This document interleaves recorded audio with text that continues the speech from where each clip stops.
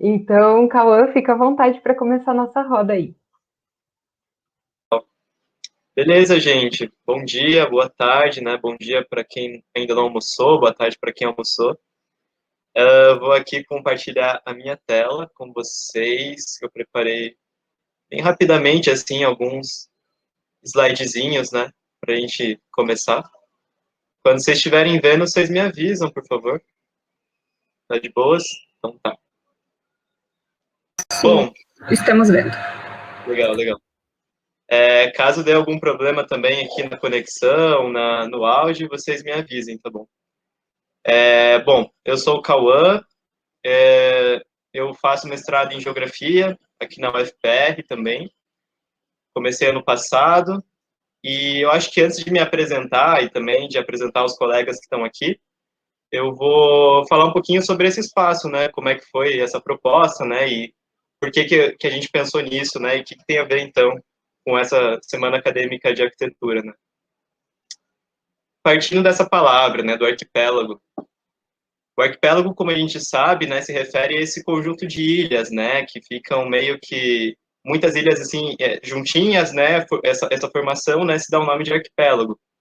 E daí tem esse cara, né, que ele é um arquiteto urbanista grego, né, chamado Stavros Stavridis, que ele vai falar que o arquipélago ele pode ser uma imagem para a gente entender, né, a cidade de hoje, no qual o espaço urbano seria esse vasto mar, né, que vai cercar certas ilhas urbanas, né, de várias formas e tamanhos.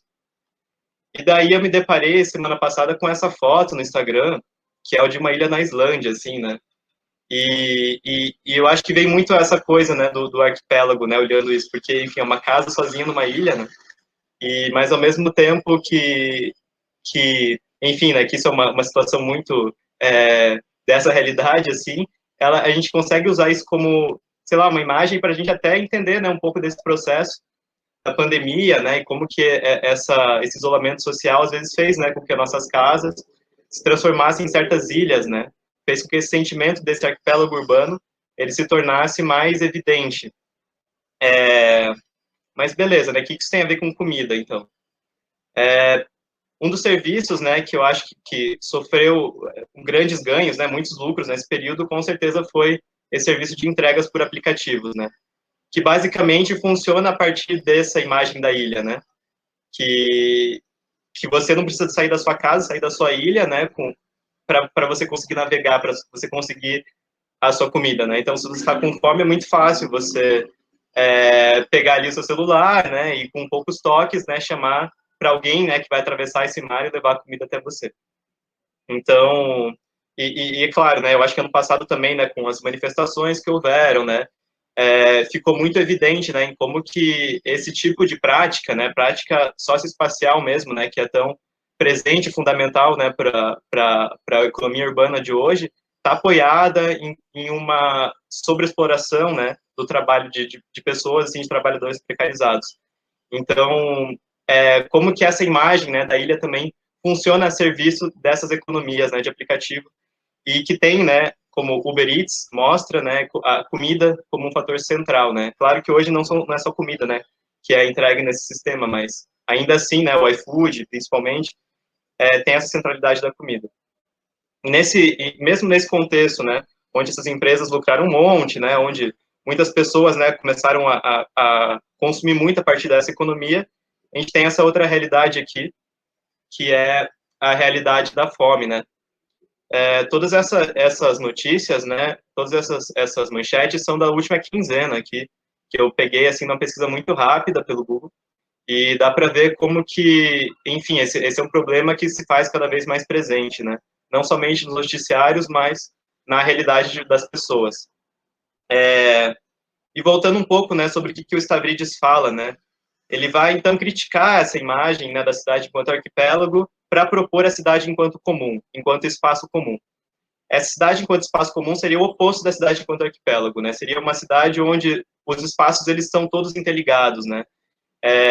E isso, né, apesar de estar num certo patamar utópico, né, que precisaria reinventar todo um modo de produção, modo de sociabilização, modo de vivência que a gente existe nas cidades hoje, ele vai identificar em muitos movimentos sociais, em muitas ações artísticas na cidade, espaços de emergência do comum. E isso é mais ou menos o que eu estou tentando trabalhar agora na minha pesquisa de mestrado. Bom, falando um pouco agora sobre mim, né, me apresentando mais sobre o que eu faço. Eu entrei no mestrado em Geografia no passado, querendo pesquisar outro assunto, era sobre artistas de rua, e nesse meio tempo, né, rolou a pandemia, eu vi que esse meu tema já não estava tão presente assim no espaço público na cidade, e ao mesmo tempo eu comecei a participar de alguns movimentos, né, das cozinhas comunitárias aqui em Curitiba, principalmente a cozinha do do MNPR, né, do Movimento Nacional da População de Rua, e do Marmitas da Terra, né, que é organizado pelo MST. E eu fui, assim, mais pelo próprio, assim, por eu sair um pouco de casa, né, por estar tá fazendo alguma coisa, e como eu sempre gostei de cozinhar também, eu achei que isso poderia ser uma boa maneira, né, de, enfim, ajudar, né, nesse momento, né, como, e somar nessas organizações.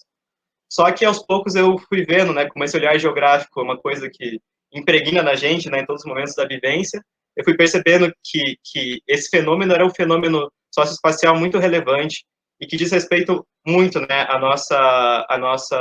esse momento de hoje, né.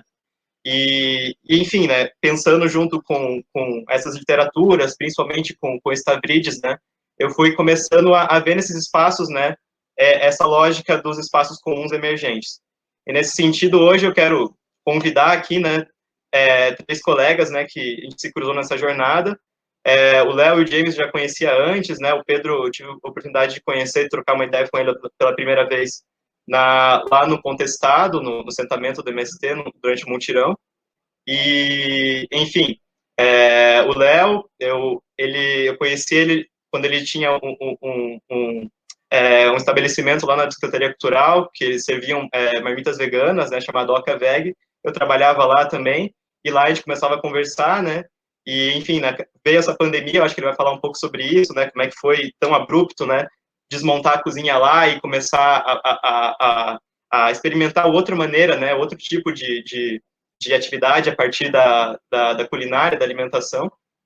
E hoje, né, ele é integrante do Itinerante Resistência, fundador do projeto Cozinha sobre Rodas e militante pelo acesso digno à alimentação e cultura. O James, eu conheci também ele nesses caminhos da vida, né, quando ele ainda fazia o curso de teatro ali no CEP, inclusive ele participou já de alguns projetos, né, audiovisuais com a gente. Ele é ator, ele é cicloativista, ele é agricultor urbano, integrante do coletivo Mamitas da Terra e co-idealizador do Horta CWB, que ele vai falar um pouquinho para vocês como é que é. E o Pedro, ele é jornalista, colunista e cronista do Brasil de Fato, militante da luta popular, integrante da cozinha comunitária, da União de Moradores e Trabalhadores do Bolsão Formosa, que fica no SIC, enfim, é um bolsão que ele, ali no Fazendinha SIC, ele aglomera várias comunidades, né, que estão ali nessa região. E eu não sei se o Pedro já chegou aqui, na verdade, mas espero que ele consiga chegar a tempo também, né, para ele conseguir dividir um pouco dessa experiência, que é uma cozinha comunitária que eles montaram lá, junto realmente com os moradores do entorno. Né. E eu acho que poderia mostrar algumas fotos para vocês, né, só que, enfim, como eu acho que é mais interessante, talvez, mostrar esse videozinho, que ele é basicamente um teaser, um corte desse projeto, né, que nasceu de uma iniciativa minha, de mais uma amiga que também estava participando das cozinhas comunitárias, que foi de documentar esse processo, né.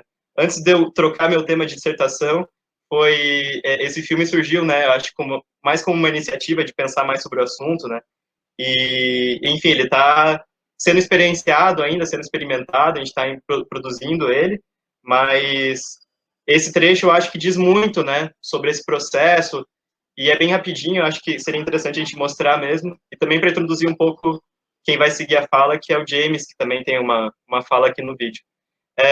Eu não sei, eu acho que se eu passar aqui, ele vai ficar meio ruim o áudio para vocês, então eu vou pedir, ver se a Malu consegue transmitir pelo YouTube direto. Uhum, beleza, claro. Eu vou compartilhar aqui então.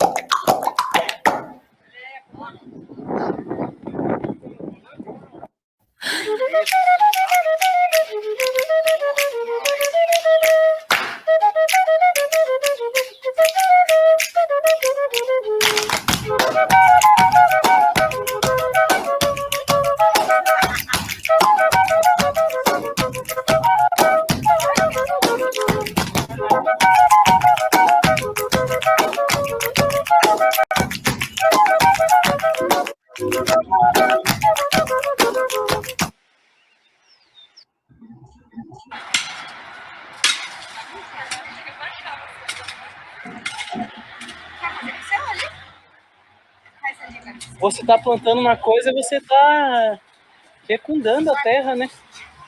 E é bonito isso. Assim. E pensar que esse alimento vai para a mesa de alguém que vai ser nutrido assim com esse amor também que dedicado ali naquela planta, né? Cada plantinha. Eu acho que também tem esse lugar da fome, assim, né? Porque quando você pensa numa ação de solidariedade, assim, né?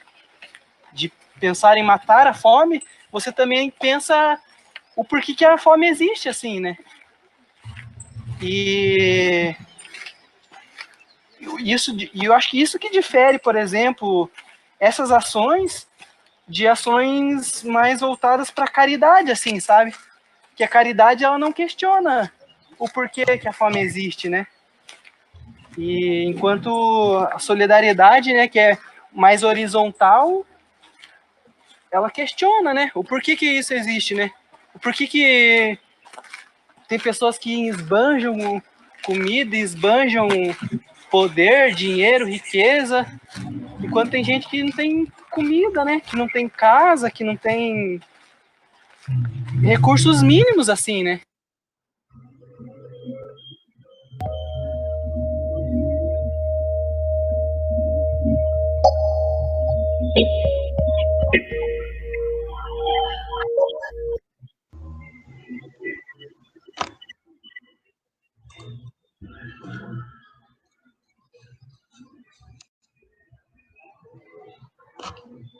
E é isso aí, gente. Com esse vídeo aí, eu vou passar a fala para o James, se ele estiver por aí.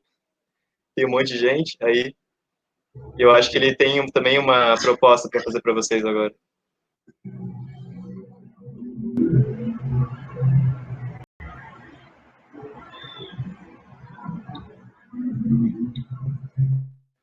James, a gente não está te Gente, escutando. sério? Agora foi. Gente, vocês estão me ouvindo? Estamos Aham, sim. sim. É que eu preciso contar uma coisa para vocês. Tem um pessoal querendo que a gente acredite que a nossa cidade é um mar de asfalto. E carro, buzina, estresse e fumaça. O deslocamento contínuo de gente quase sempre atrasada, cabisbaixa, carrancuda, presas aos boletos e aos problemas da vida. É sério. Esse pessoal vai transformar a gente em números, um montante de números. Óbitos diários, preço da passagem, rentabilidade, desemprego, demografia, aumento do aluguel, aumento na conta de luz, água, do arroz, feijão, do óleo de cozinha e do gás. A diminuição dos direitos, dos salários e da expectativa de vida. Deixa eu virar aí. E a desvalorização do real. É por isso que a memória é uma coisa tão importante. Lembrar das nossas alegrias, as grandes e pequenas celebrações, as trocas, os olhares, os encontros e também os desencontros, as frustrações. Porque isso faz a gente não esquecer que a única lei eterna é a lei da mudança, da dança, o movimento. O mesmo pessoal, e mesmo que esse pessoal se esforce, o corpo, a consciência, a cidade não irá permanecer assim. Então esse foi um texto que eu pensei, né, para uma mística aí para começar a falar. No MST, a gente tem essa coisa da mística, né? Nas Marmitas da Terra, a gente sempre fazia as místicas, Então, isso é uma coisa que eu levo muito para mim. Então, eu não sei se já começa a falar, se eu, né? O que você acha, Cauã? O que vocês acham, pessoal? Acho que sim, manda ver, James. Tá bom. Então, eu vou falar sobre o processo um pouco da gente, né? Tipo, aqui no SIC, como que isso se deu, nosso caminho, né? O Pedro entrou aqui. Alô, Pedro! Então, assim, eu trabalhava numa marcenaria que tem umas 3 hortas perto uma da outra, assim, né? Na frente da marcenaria. E daí eu sempre gostei muito de mexer com as plantas, assim. Aqui em casa a gente, igual a maioria das famílias da periferia e, enfim, né? Não temos muito espaço, né? Mas a gente planta as nossas coisas nos vasos mesmo. Então sempre gostei de mexer com a terra. Então esses espaços pegava muda de casa, trocava, levava para outras hortas. Então, nisso, um dia a gente decidiu, eu conversei com uma amiga e a gente decidiu fazer um mapeamento ali no bairro, né, no Pinheirinho, para ver os espaços, né, essas hortas, esses quintais produtivos que existiam ali, né. Então, a partir disso, a gente criou um grupo de troca de mudas entre hortas, né. A gente começou pequeno, eu acho que às vezes para começar as coisas é necessário começar pequeno, mas ao longo do tempo várias pessoas foram entrando,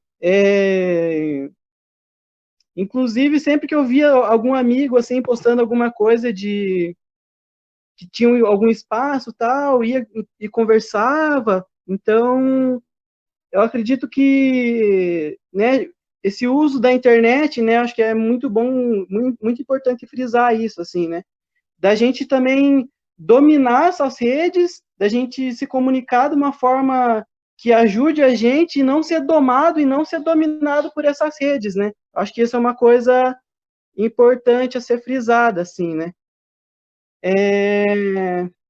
Mas então, a gente tinha mudas, tinha gente que gostava, tal, mas a gente ainda não tinha o nosso espaço, assim, né, para a gente produzir, para a gente plantar, para a gente, mesmo na pandemia, de alguma forma estar junto, né. Então foi um dia que eu estava meio angustiado, assim, e decidi pegar minha bicicleta e vou andar pelo bairro, né, não podia também ir muito longe, essa situação de pandemia priva a gente de muitas coisas, né. Então, eu decidi dar uma volta pelo bairro e também gostaria de frisar isso, assim, né, da importância de explorar esses territórios, né, que a gente, tipo, habita e muitas vezes, né, tipo, antes da pandemia, por exemplo, eu estudava no centro, então ficava boa parte do meu tempo no centro. Qualquer coisa que fosse fazer no intuito mais político, sei lá, né, fazia no centro, e às vezes a gente tem um espaço bom, alguma coisa que é muito próximo da nossa casa, e por estar no centro, a gente, né, tipo, vivendo no centro, a gente perde muito isso, né, então acho que essa pandemia também trouxe essa possibilidade de olhar pro lugar que eu tô, assim, né, daí, beleza. Então, fui dessa volta e eu encontrei tinha um espaço que, na verdade, já passava pela frente, bem próximo da minha casa, já passava pela frente sempre, assim, achava bonito. Um pomar, assim, com várias árvores frutíferas, bem lindo, assim. E daí, nesse dia dessa angústia, né, hoje em dia eu entendo mais como uma intuição, né, tinha uma pessoa carpindo lá, né, que era a diretora do colégio do lado, que inclusive é a pessoa também que cuida da horta, né? Então, conversei com ela e conversando, coloquei essa possibilidade da gente fazer uma horta lá, primeiro com uma ideia de fazer uma horta vertical, assim, tipo, na parede e tudo mais, só que depois também, conversando com ela, eu pensei que não seria o ideal, assim, né? Porque tem muitos processos que precisa ali estar acontecendo na terra, né? Até, tipo, em potes mesmo, né, em fazer coisas, plantar coisas em recipientes, a gente acaba perdendo esses processos um pouco. Então, nessa conversa, a gente decidiu mesmo o espaço ali sendo o espaço que tinha sido abandonado, então tinha muita caliça e tal. Mesmo assim, a gente, eu conversando com ela, decidi que vamos fazer, então, uma horta como toda horta, né? Vamos botar a nossa horta no chão.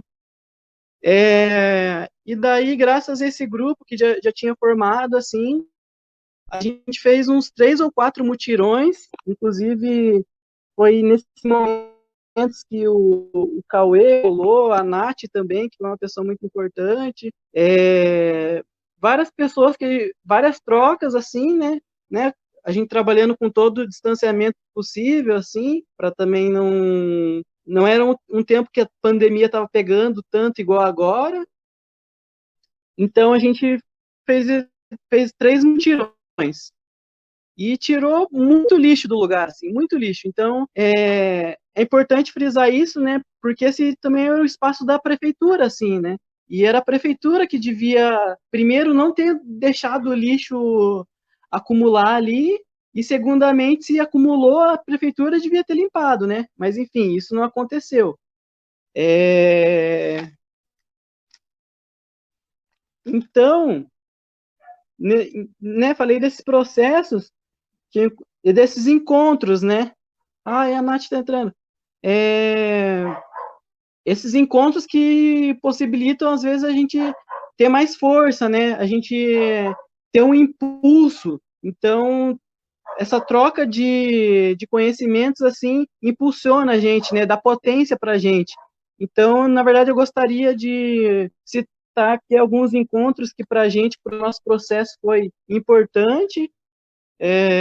O pessoal da Casa da Ciclovia, apesar de ser um espaço central, assim, né, e que faz agroecologia, eles super deram uma mão, assim, vieram, foram super solícitos, e nesse momento que eles vieram, depois, eu também fui na Casa da Ciclovia, no momento de distribuição da semente, que a rede de sementes da agroecologia fez esse momento, né?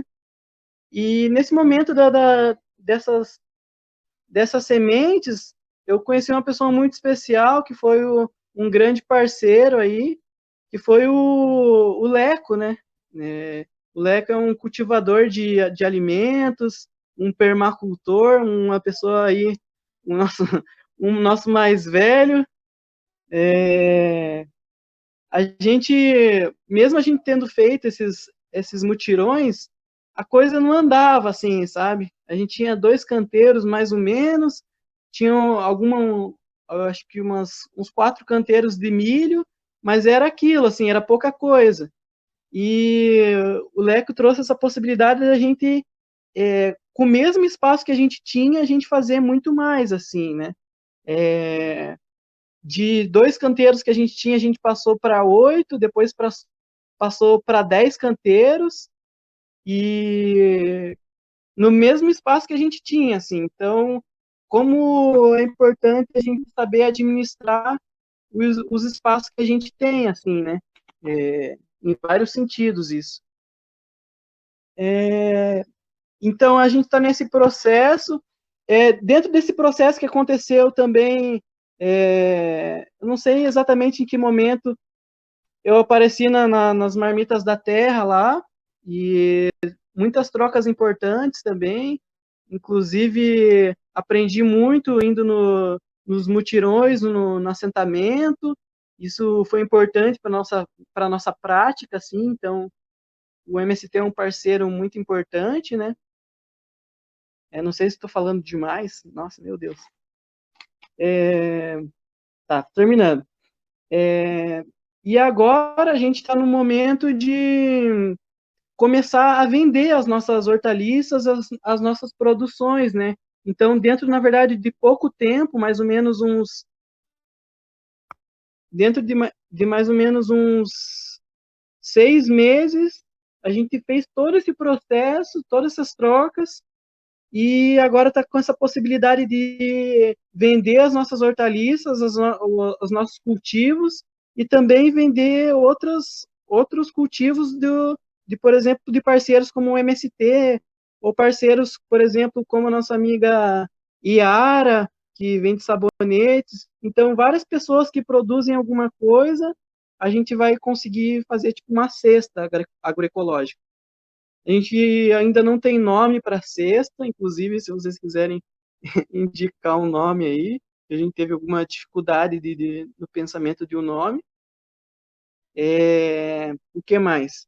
É isso, galera. Então, para a gente pensar como as coisas às vezes estão próximas da gente, e é importante a gente olhar o território que a gente está, né? E a partir disso, firmar parcerias que façam o nosso processo ser cada vez mais potente, cada vez mais saltos de qualidade, né? Última coisa, prometo. A gente, em breve, vai lançar uma vaquinha para comprar alimentos agroecológicos de alguns produtores e doar para famílias carentes. Então, essa vaquinha vai rolar aí, acredito. E eu gostaria, na verdade, que se vocês tivessem perguntas e tal, também se vocês quisessem fazer. E o nosso processo é mais ou menos esse. A gente tem o Instagram, a gente divulga a maioria das coisas pelo Instagram, que é o Hortas Curitiba. Então, se vocês quiserem dar uma olhada lá também, tá bom? Eu falei tudo que eu tinha para falar.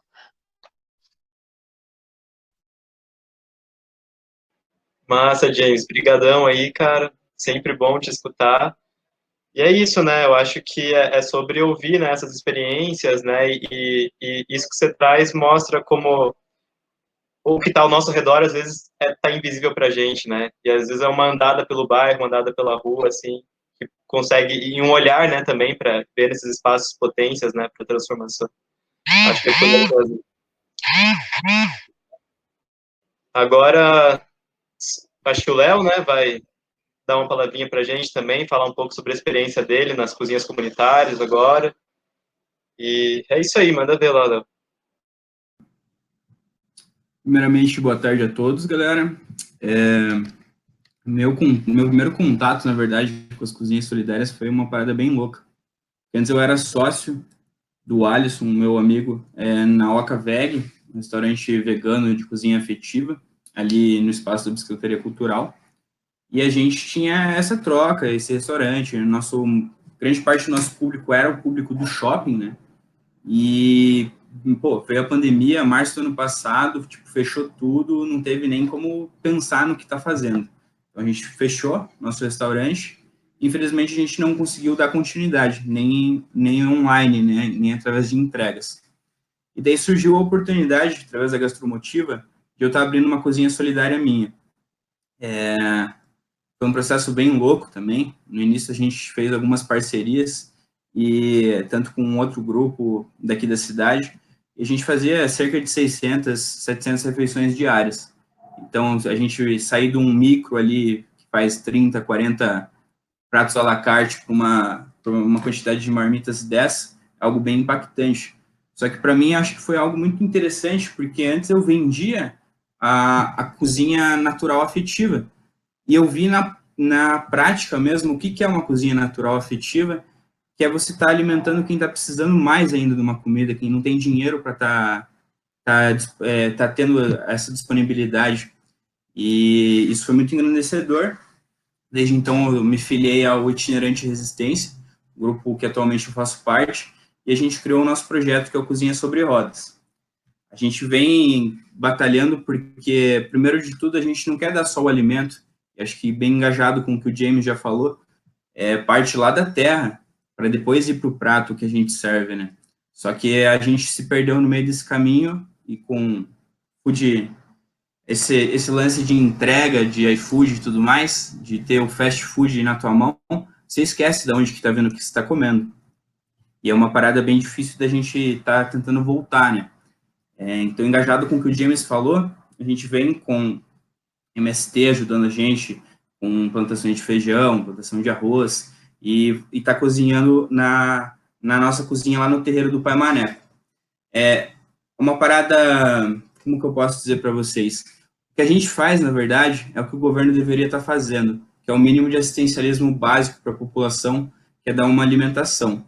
A ideia do nosso projeto é estar tentando reinserir as pessoas que estão na rua no ambiente da sociedade civil como um todo, porque hoje em dia a gente vê o quê? Um morador de rua como um sub-humano, né? Não é nem humano, a gente olha, tipo, às vezes a gente não quer nem ver aquele sofrimento para não causar uma dor em nós. E o que eu vi com o trabalho solidário é isso, é tipo, incomodar mesmo a ferida, é falar, pô, você tem um papel de agente de transformação, às vezes criando uma horta comunitária, às vezes ajudando num projeto do seu bairro, num projeto da própria faculdade, mas a gente fica um pouco extasiado com isso tudo, porque tem pandemia, tem que se cuidar, às vezes não dá para se pôr em linha de frente, ou você mesmo é uma pessoa de risco, então fica um pouco difícil de você parar e pensar, pô, eu posso ajudar, às vezes até com uma doação você está ajudando, mas desde março do ano passado a gente está nessa batalha aí, que é o lance de estar dando marmitas e bebida digna para os moradores de rua. Infelizmente, semana passada a gente teve um belo de um retrocesso, que foi, acho que todos vocês já viram isso, a notícia de que a preposição do Rafael Greca. Todos os grupos solidários de Curitiba têm que estar filiados ao Mesa Solidária para estar podendo distribuir marmita. Caso contrário, a gente leva a multa por estar levando alimento para quem está na rua. Então, é porrada de tudo quanto é lado, né? Só que eu acho que o principal que eu quero também fazer que vocês entendam é que a gente não é contra o que ele quer fazer, mas a gente é contra a gente ser multado por a gente estar na rua distribuindo marmita, por a gente não ter uma filiação a ele. Porque, basicamente, essa preposição, posso até mandar depois para vocês via PDF, ela diz o quê? Se você não for filiado, você leva a multa. Só que se eu for filiado ao Mesa Solidária, eles só vão me ceder o espaço. Quem tem que levar insumo sou eu, quem tem que levar a embalagem sou eu, quem tem que fazer essa certa distribuição também sou eu. Então, basicamente, eles apenas dão espaço e, no final, eles vão assinar como se fosse deles, com certeza. E a gente está nessa resistência contra.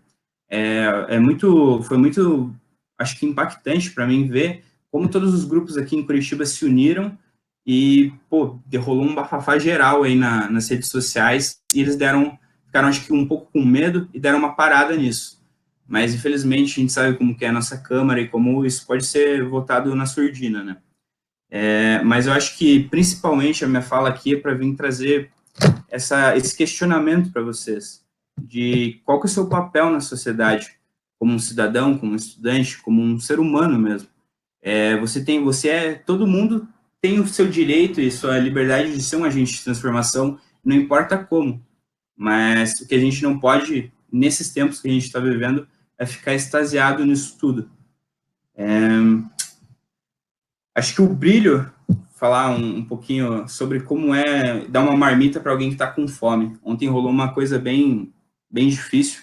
Um dos nossos entregadores, a gente tem um grupo de voluntários que pegam nossas marmitas na nossa cozinha e saem distribuir de forma itinerante, a partir do terminal do Santa Cândida até o terminal do Pinheirinho, através da Canaleta.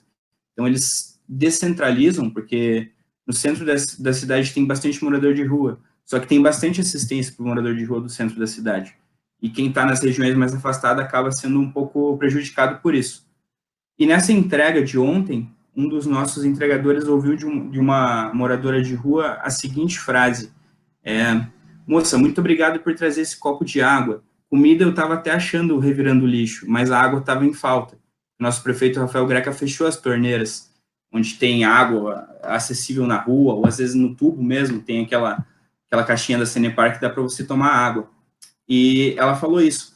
E eu fiquei matutando isso, desde ontem de noite até hoje, agora na nossa conversa, de quão absurdo a gente chegou na nossa sociedade, a ponto de alguém falar, não, fome eu não vou passar tanto porque eu vou comer no lixo, mas eu não posso tomar água porque eu não tenho o mínimo do assistencialismo. E isso é muito difícil porque a gente vive numa era tecnológica, em arquipélagos, todos ilhados, só que é uma rede também. A gente pode estar todo mundo conectado, a gente só está esquecendo desse ponto base disso tudo.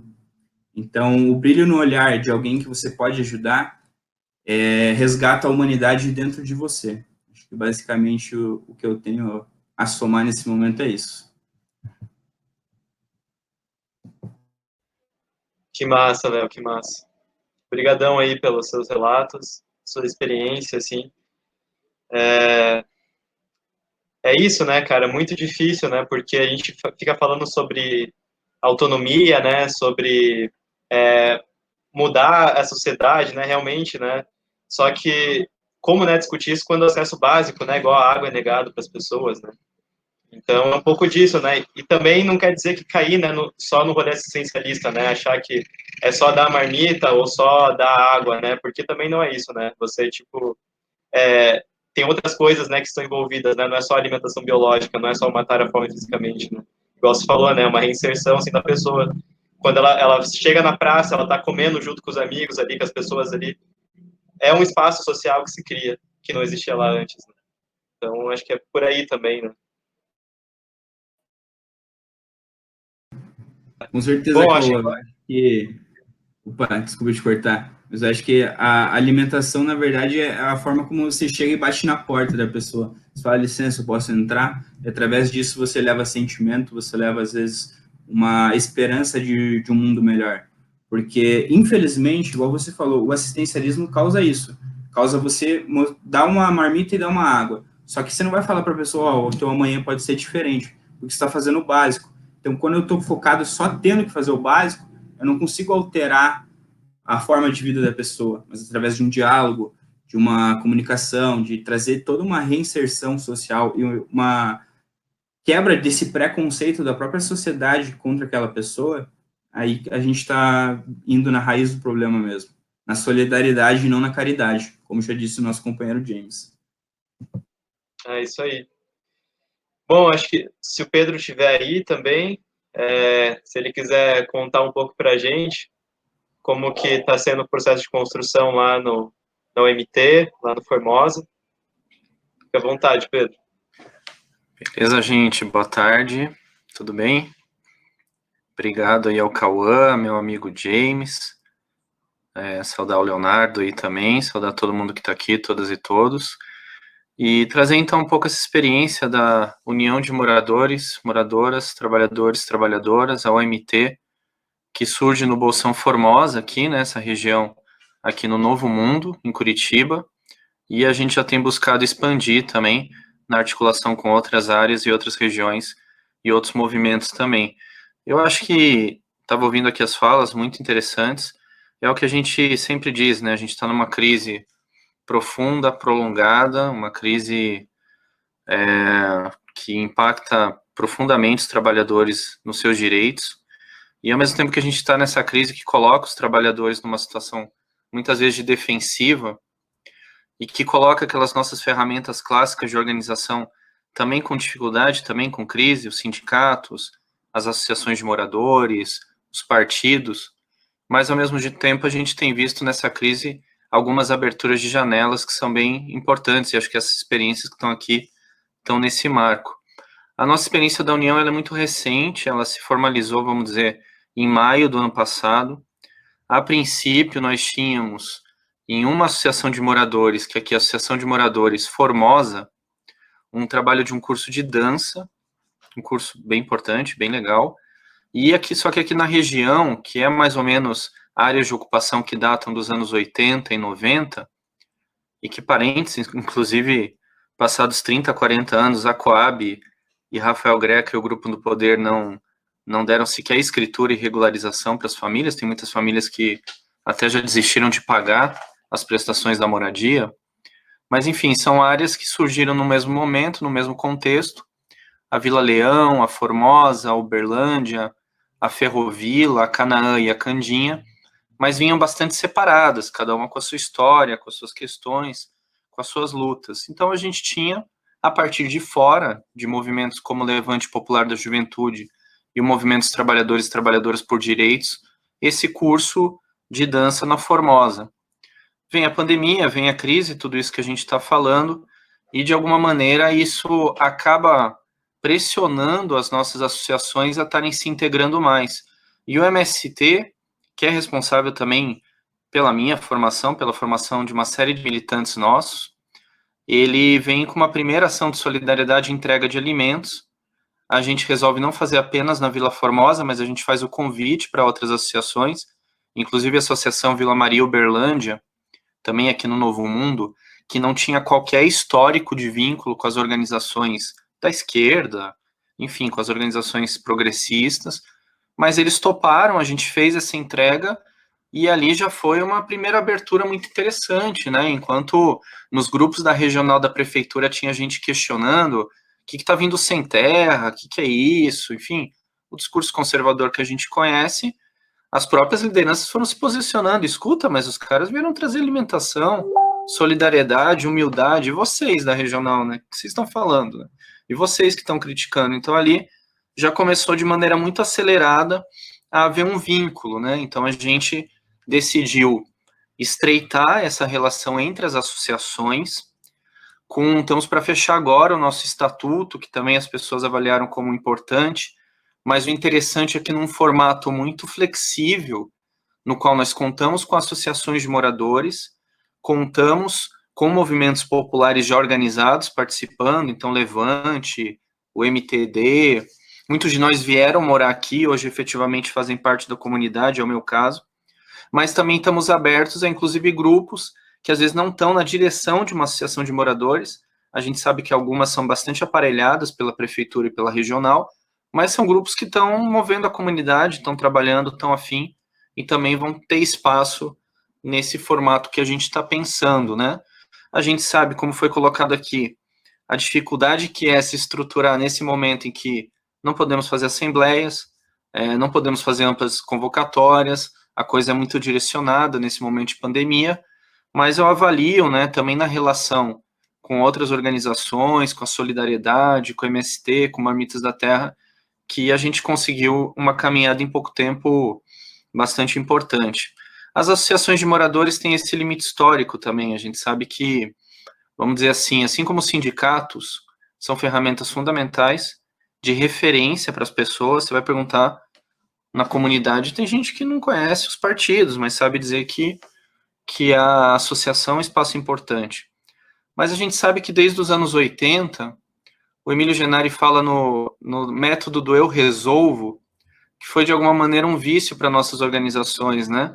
Tanto sindicatos como associações de moradores têm um vínculo progressista, muitas vezes tem lideranças progressistas à frente, mas a gente ainda não conseguiu criar uma cultura de que as pessoas não sintam só que aquele espaço representa e que aquele espaço está aberto quando bater alguma urgência, mas que a gente consiga criar uma cultura de que, ó, a associação é sua. Ó, tu pode ter tarefa aqui na associação, você pode participar. Ó, não é só o presidente que resolve tudo, entendeu? Então, eu acho que é uma cultura muito arraigada, que responde a N fatores, N determinações históricas, inclusive no marco da esquerda também, nosso, que a gente tem que rever.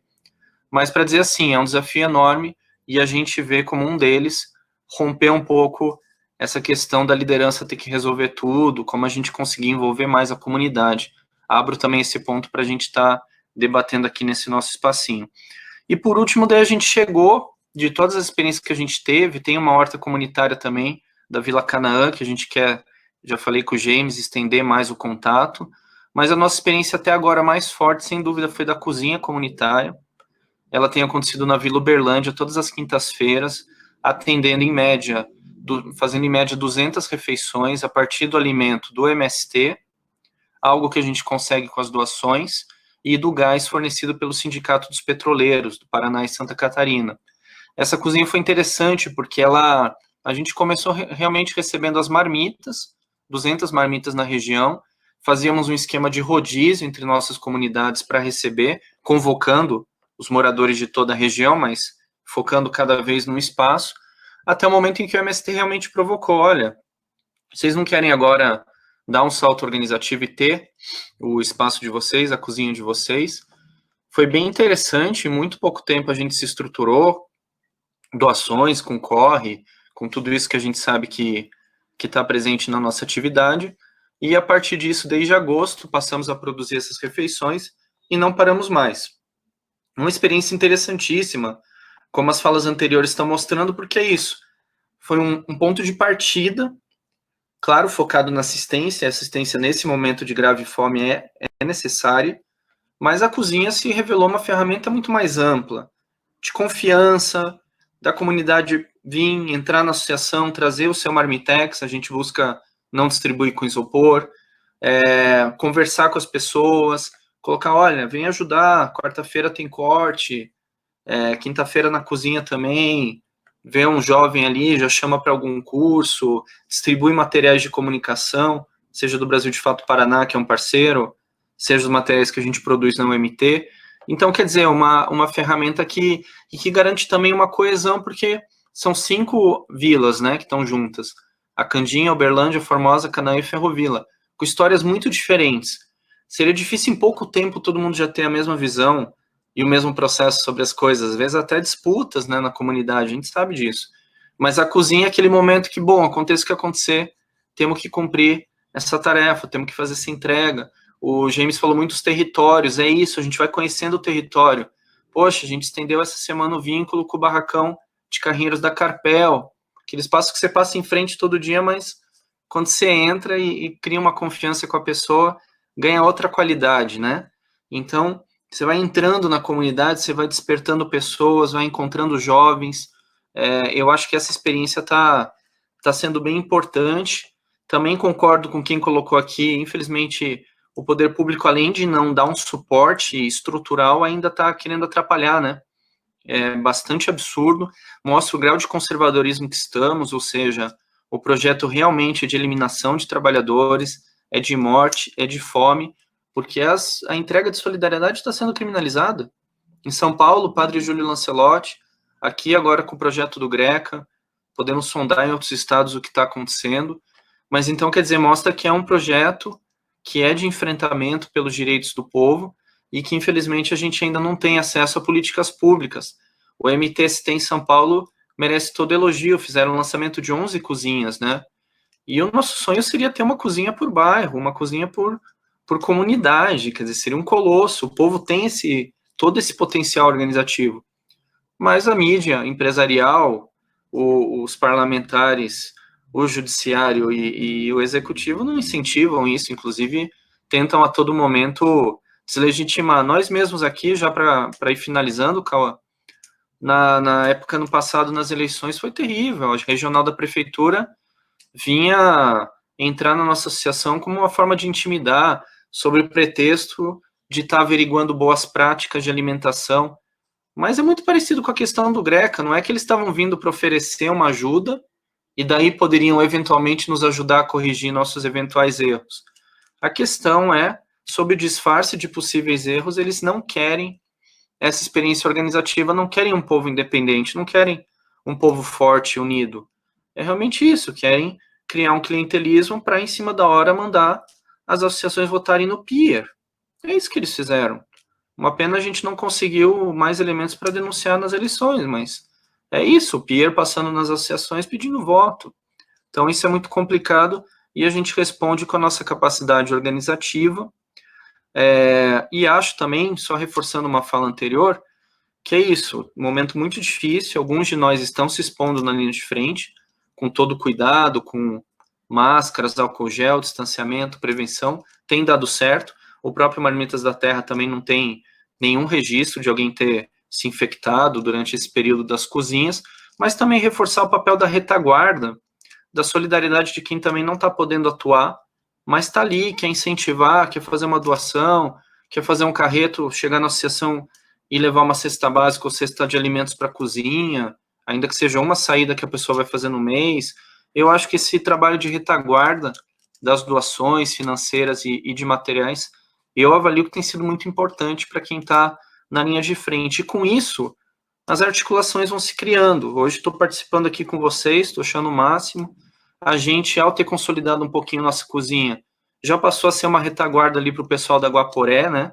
da ocupação que acontece ali no Campo Comprido, damos todo o apoio para eles, parte da nossa cozinha tem ido para eles também, incentivamos que eles retomem a cozinha comunitária lá, que foi parada, que acabaram avaliando e segurando a cozinha, a gente incentiva que retome, e nisso a gente vai criando esses laços, esses afetos. Mulheres da Guaporé, companheiras, companheiros, vêm participar da nossa cozinha também, e acho que nisso a gente vai fortalecendo a organização popular, que é o nosso objetivo de fundo, é o nosso objetivo estratégico, ter essa rede cada vez mais forte aí.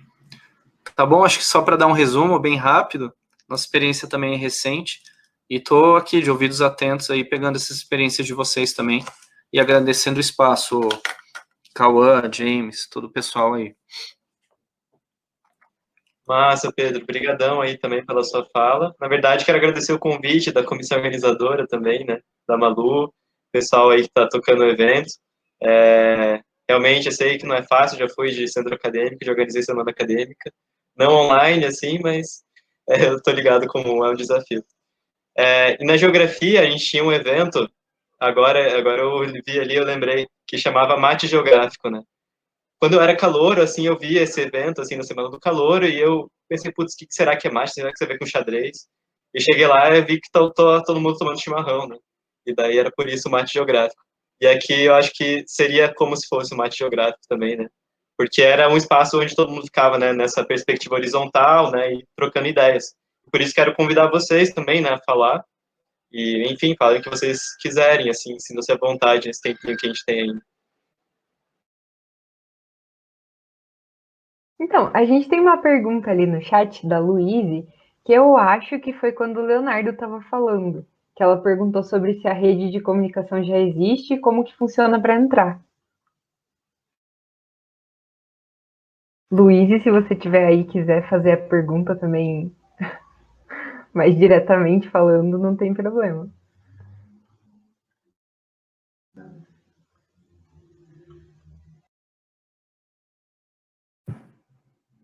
Acho. Ela falou que tá de pijama ainda, mas acho que foi isso, então, a pergunta dela. Então, acho que a rede de comunicação existe sim. Você pode entrar de qualquer forma que você queira. Tanto, acho que na fala do Pedro, ele disse, tanto com doações, às vezes de material, de insumo, ele falou de doações financeiras também, a gente está aberto. O James falou de fazer uma vaquinha também, que eu acho muito interessante isso. Mas também, em suma, se você fala, tipo, pô, eu tô me cuidando aqui, eu sei que eu vou... Tenho ciência que eu vou me cuidar se eu for fazer uma ação, cara, venha como voluntário também, ou na ação da cozinha, ou numa ação...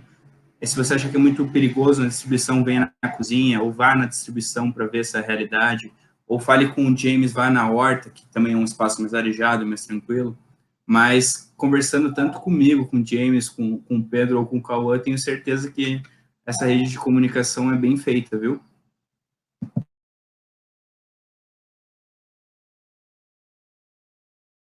Legal, obrigada pela resposta. E, bom, se alguém tiver comentários aí, perguntas também, fiquem à vontade, pessoal. Pode abrir o microfone, ligar a câmera aí e fazer a pergunta. Mas, por hora, eu queria agradecer a presença de vocês por aqui. Acho que foi super legal ver um pouco melhor algumas ações que já são materializadas, assim, que já acontecem, né? Que já estão se estruturando e acontecendo e que tem gente fazendo acontecer. Principalmente depois também da mesa que a gente teve ontem, que falou muito sobre isso, né? Sobre se apropriar dos espaços e também essas formas de criar autonomia na cidade que a gente às vezes não pensa tanto de cara na faculdade de arquitetura. Então é muito legal ver essas perspectivas diferentes e acho que foi super um ótimo complemento assim para essa mesa que a gente teve ontem de exemplos práticos na nossa cidade, né? Ver o que está acontecendo por aqui e tal. E super legal mesmo conversar com vocês, gente. Mas, daí eu acho que é isso também, falando um pouco, né, se vocês sentirem vontade, né, de começar a participar desses projetos, tem vários coletivos, né, que estão atuando, e eu acho que todos eles têm pelo menos uma página no Instagram. Então, tem se utilizado muito, né, o Instagram como uma maneira de propagandear mesmo, né, e de unir os militantes. sei que no Marmitas da Terra eu acho que é o principal canal de comunicação e como que eles garimpam as pessoas para ir lá cozinhar, assim, porque sempre o pessoal está entrando em contato, né, perguntando sobre os mutirões. E esse também tem sido outro espaço muito interessante que tem feito muita gente se aproximar do coletivo, que foram os mutirões que o pessoal lá do Marmitas da Terra começou a organizar lá no assentamento Contestado, né, lá na Lapa. E lá, então, alguns moradores assentados lá, né, começaram a disponibilizar partes da sua propriedade para a produção coletiva de alimentos, que está sendo já utilizado nas cozinhas, né, teve já tudo que era de ciclo curto a gente já colheu, já está replantando várias hortaliças. Por exemplo, nesse começo do ano a gente colheu 60 toneladas de feijão numa lavoura, assim. É muito feijão, gente. É, tipo, muito feijão mesmo. E daí isso foi, tipo, distribuído para várias cozinhas comunitárias, assim, né? Não só daqui de Curitiba, mas também de Ponta Grossa. E, enfim, né, eu acho que e esses momentos lá no assentamento, eles têm sido muito importantes para agregar pessoas, assim, e a partir desse trabalho na terra, né, as pessoas, é muito interessante como esses laços, né, vão se construindo, assim, né, a partir de um trabalho compartilhado, né, tanto na terra quanto na cozinha, assim, né. Então, eu digo por mim, assim, às vezes dá uma preguicinha de acordar, assim, mais cedo para ir lá, né, ir lá cozinhar, mas quando eu chego lá e começo a cortar as coisas, conversar com as pessoas, o tempo passa tão rápido, assim, quando a gente já vê, já tá entregando e tudo, e já foi, assim, sabe? Porque é um espaço-tempo mesmo, né, e é um espaço-tempo que a gente, nesse modo de vida, antes da pandemia mesmo, né, já estava esquecendo, que é de se reunir para cozinhar junto, né, para comer junto, compartilhar um alimento. E um pouco sobre isso que a Naomi falava ontem também, né? Eu acho que é importante a gente ver essas práticas, né? E ver como que esse modo de vida de hoje afasta a gente disso, né? Dessas raízes mesmo, né? Não, verdade, achei super bem colocado, assim, que eu,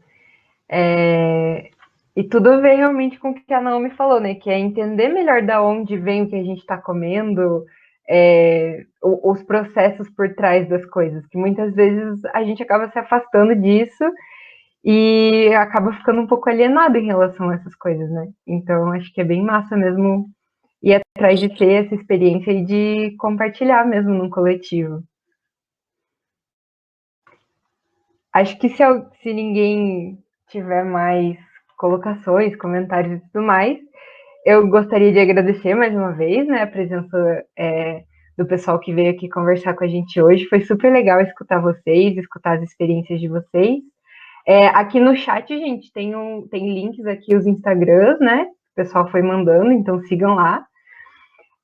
E daqui a pouco a gente tem mais um evento da FAAL, então eu vou colocar aqui o link da próxima roda de conversa.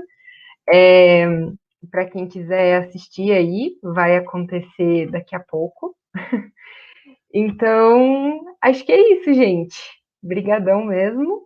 Daí eu vou encerrar a gravação por aqui.